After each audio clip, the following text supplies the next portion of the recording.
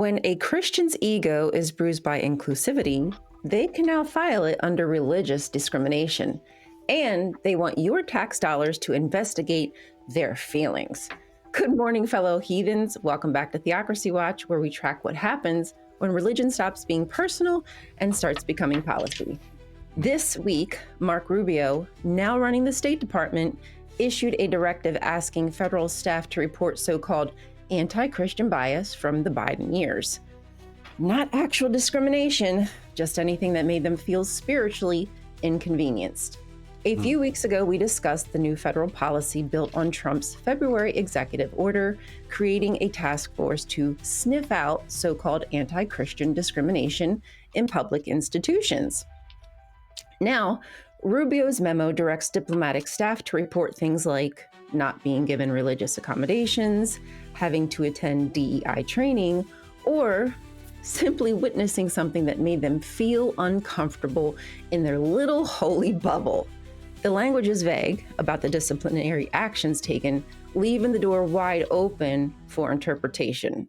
We're talking about people who run the country utilizing the victim card because they had to coexist with people unlike them. Christian nationalists have turned the Bible into a double-edged sword. One side cuts away our rights, the other deflects any accountability. They spent generations positioning themselves as the default authority, so now equity feels like a demotion. What they call persecution is really just the discomfort of being expected to share the table. They despise DEI not because it violates scripture, but because it undermines their unspoken caste system. DEI tells the room that everyone belongs. Christian nationalists, only they should lead. When they say religious freedom, they mean their freedom, their rules, and their right to impose them. The second they're asked to share space or reflect on their privilege, they scream persecution and start filing paperwork to preserve dominance. The anti-Christian task force wants to retroactively punish people for environments where Christian supremacy wasn't the default, reframing equity as an attack and inclusion as oppression. Critics have raised concern that this initiative may foster a culture of surveillance and fear within the department, as employees are now encouraged to report on their colleagues. There's also apprehension that such measures could be used to justify disciplinary actions on individuals based on subjective interpretations of religious bias, rather than clear violations of established policies or laws. And worst of all, they're doing it all with the full weight of the State Department behind them. Here's the plan. Create a fictional crisis, play the victim, then have the privilege of using the machinery of the government to punish anyone who challenges their rhetoric, while they pass laws, restrict rights, and fund their political theology with our tax dollars. Christianity isn't under attack. They are on a mission. From crusades to courtrooms, self-appointed righteousness has always been their shield, and now inclusion is being rebranded as persecution. As always, stay curious. Until next time. Peace out.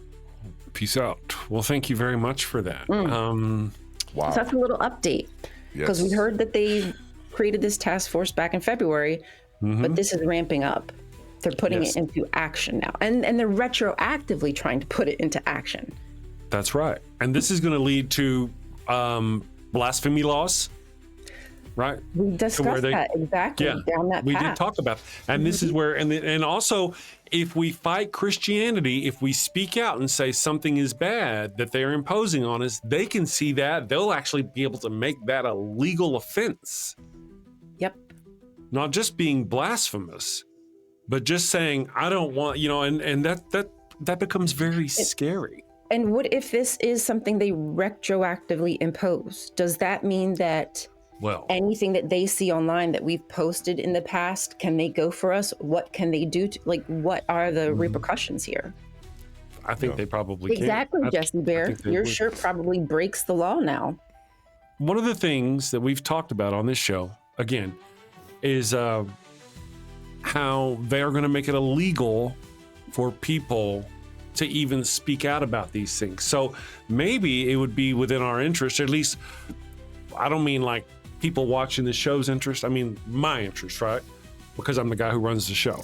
Maybe it should be in my interest, maybe even Durante's interest, because he has a community he's building to reach out and connect and coordinate with the Freedom from Religion Foundation, because they are the people best equipped to fight these legal maneuvers by Christians. They already have the money, the lawyers, all these things. So I myself, at least, I'm gonna look into what they've got going on, see if they've got a local thing here that may be part of what our little flesh group, is that what you called? Meat group here in the flesh group that we start doing is maybe coordinating with them. It's just because there's so much going on. What can we do about what you just told us? Is there anything I can do about it? I can't do nothing. The best we can do is start, again, local, making sure that our politicians aren't going to start upholding this, because that's the problem. They use this fear to project, and so people start shutting down, right? There might be some people like us who say, "Ooh, I'm going to stop talking about this because I'm afraid." That's the domino effect. We can't do that. We can't let up our group. We can't let our group get smaller. But that's why they start to fearmonger, because that's what they expect of us. Don't make it easy. Right. And things like Russell Brand's sudden conversion to Christianity will work. They'll work. When they come in, they'll be coming after us. They'll be like, "Hey man, you posted this." I was like, "Oh," and that's where you'll see people having confessions and converting. There's a history. Yeah.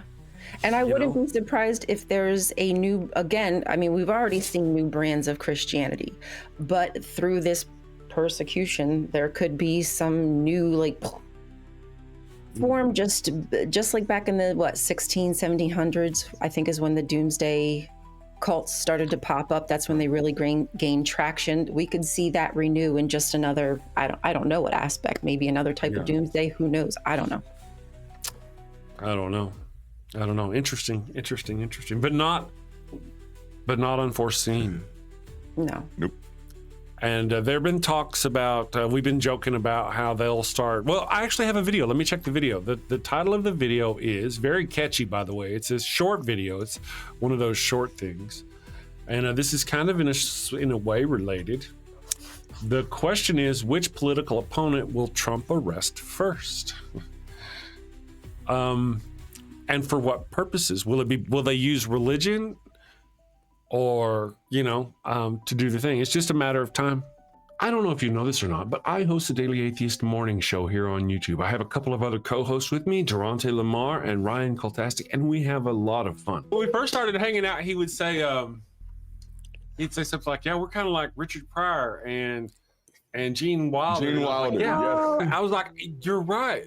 You make the perfect Gene Wilder to my Richard Pryor." and I just didn't know if I didn't know if he was getting it or not. Every time we would do something like that, I was like, "Man, me and you're like chess pieces. We're like, I'm the black pieces and you're the white pieces," and everybody would just ignore it and move on. I'm like, "Come on, people, I'm working here. I'm working."